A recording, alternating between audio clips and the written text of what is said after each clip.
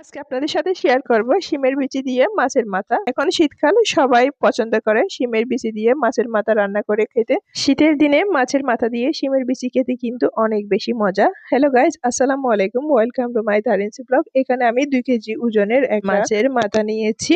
এখন মাথাটা আমি ভালো করে ক্লিন করে ধুয়ে নিয়েছি। এখন আমি সামান্য হলুদ গুঁড়া আর সামান্য মরিচের গুঁড়া এবং সামান্য অল্প করে একটু লবণ দিয়ে আর একটু তেল দিয়ে মাখিয়ে আমি মাছের মাথাটা ভালো করে মেখে নিব। যে কোনো মাছ রান্না করার ক্ষেত্রে কম মশলায় রান্না করলে সবচেয়ে বেশি মজা হয়। ইলিশ মাছ রান্না করার ক্ষেত্রে হোক আর পুকুরের মাছ আর সাগরের মাছ, সব মাছে কম মশলা দিলে টেস্ট একটু বেশি আসে। তো সেই জন্য আমি এখানে শুধুমাত্র দিয়েছি হলুদের গুঁড়া, মরিচের গুঁড়া আর সামান্য লবণ এবং অ্যাড করে দিচ্ছি সামান্য সয়াবিন তেল। এখানে আপনারা চাইলে সরিষার তেলও অ্যাড করতে পারেন। এখন দিয়ে আমি একটু ভালো করে হাত দিয়ে মাছের মাথাটা মেখে নিচ্ছি। এখানে আমি আরো একটু কাঁচামরিচ অ্যাড করব, সিদ্ধ করা কাঁচামরিচ। আপনারা চাইলে কাঁচামরিচ সিদ্ধ করে অ্যাড করে তারপরে এখানে অ্যাড করতে পারেন। এখন মাছের মাথাটা আমি ভালো করে হাত দিয়ে মাখিয়ে নিচ্ছি। হাত দিয়ে মাখানোর চেষ্টা করবেন, সেক্ষেত্রে সব মশলা মাছের ভিতরে ঢুকলে মাছটা যখন আমি 10-15 মিনিটের জন্য মেরিনেট করে রাখবো তখন মাছটা খেতে কিন্তু বেশি মজা লাগবে। তো এখন আমি 2-3টা কাঁচামরিচ, সিদ্ধ করা কাঁচামরিচ নিয়ে নিয়েছি। এগুলো আমি ভালো করে পেস্ট করে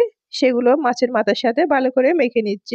এভাবে মেখে আমি 15 মিনিটের জন্য মাছের মাথাটা এক সাইড করে রেখে দিব। আর এদিকে আমি বাকি উপকরণগুলো রেডি করে নিব। তো এখানে আমি শিমের বিচি ছিলে নিয়েছি এবং নিয়েছি 1 কাপ পেঁয়াজ কুচি, কতগুলো পেঁয়াজ পাতা আর নিয়েছি টমেটো কুচি। এদিকে আমার মাছটা মেরিনেট করে রাখা হয়ে গেছে 15 মিনিট। এখন আমি রান্না করার জন্য চুলায় চলে যাচ্ছি। চুলার মধ্যে আমি একটা পাতিল বসিয়ে দিচ্ছি। 2 টেবিল স্পুন রান্নার তেল দিয়ে দিচ্ছি। এখানে আমি সয়াবিন তেল দিয়ে রান্না করতেছি এবং তেলটা যখন গরম হয়েছে আমি 1 কাপ পেঁয়াজ কুচি অ্যাড করে দিচ্ছি।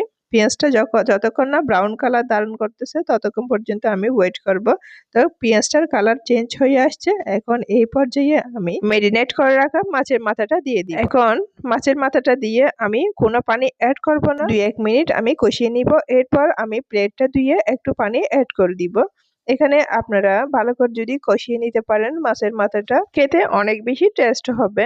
মাছের মাথাটা যতটা বেশি কষিয়ে নিবেন টেস্টি হবে। যতক্ষণ না তেলটা উপরে উঠে আসতেছে ততক্ষণ পর্যন্ত ওয়েট করবেন। তো দেখবেন মাছের মাথাটা মাশাআল্লাহ অনেক বেশি মজা হবে। মাছের মাথাটা আরো একটু ভালো করে কষিয়ে নেওয়ার জন্য আমি প্লেট ধুয়ে একটু করে পানি দিয়েছি। পানি দিয়ে আমি তেলটা উপরে উঠে আসা পর্যন্ত অপেক্ষা করব। তেলটা যখন উপরে উঠে আসবে এর মধ্যে আমি আরো একটু পানি অ্যাড করে দিব, কারণ মাছটাও সিদ্ধ হতে হবে আর এখানে আমি বিচি দিব, টমেটো দিব, যার কারণে একটু ঝোলের দরকার আছে সেজন্য। তো এখন তেলটা উপরে উঠে আসছে, এর মধ্যে আমি পানি অ্যাড করে দিচ্ছি। যতটা বিচি দিবেন ঠিক ততটা সেই অনুযায়ী পানি দিতে হবে। এখানে আমি কুসুম গরম পানি অ্যাড করেছি। আপনারা চাইলে ঠান্ডা পানিও অ্যাড করতে পারেন, বাট টেস্ট কমে যাবে। আপনারা যদি রান্নার ক্ষেত্রে, প্রত্যেকটা রান্নার ক্ষেত্রে যদি কুসুম গরম পানি অ্যাড করেন, সিদ্ধ পানি অ্যাড করেন গরম থাকা অবস্থায়, তাহলে টেস্ট আরো একটু বেশি আসবে। তো এখন মাছের মধ্যে পানি দেওয়ার পর এটা আমি একটু ঢেকে দিচ্ছি যাতে ব্লক উঠে আসে। ব্লক উঠে আসছে, এর মধ্যে আমি বিচি ঢেলে দিচ্ছি। বিচিটা ঢেলে আমি একটু ওয়েট করব, একটু নেড়ে চেড়ে দিব। এরপর আমি টমেটো আর পেঁয়াজ পাতাটাও অ্যাড করে দিচ্ছি। টমেটো পেঁয়াজ পাতা দিয়ে আমি আরো ঘড়ি ধরে 5 মিনিট রান্না করব যাতে বিচিটা একটু সিদ্ধ হয়ে আসে, টমেটোটা সিদ্ধ হয়ে আসে আর রান্নাটা একটু ভালো মতো হয়। তো এখানে আমি মাছটা যেহেতু কষিয়ে নিয়েছি আর বেশিক্ষণ রান্না করতে হবে না, বিচিটা ফুটে আসা পর্যন্ত অপেক্ষা করলে হবে। এখানে আমি আর কোনো পানিও অ্যাড করব না। এখন আমি একটা বরুণা দিয়ে ডেক্সিটা ঢেকে দিব যাতে ভালো মতো কুক হয়। কুক হওয়ার পর বিচি দিয়ে মাছের মাথার ফাইনাল লুক নিয়ে আমি আপনাদের কাছে ফিরে আসবো। এখন 15 মিনিট রান্না করার পর দেখতেছেন তো মাশাআল্লাহ মাছের মাথা দিয়ে বিচিটা কতটা সুন্দর হয়েছে, কতটা লোভনীয় হয়েছে। তো আজ এই পর্যন্ত, সবাই ভালো থাকবেন, সুস্থ থাকবেন। আসসালামু আলাইকুম।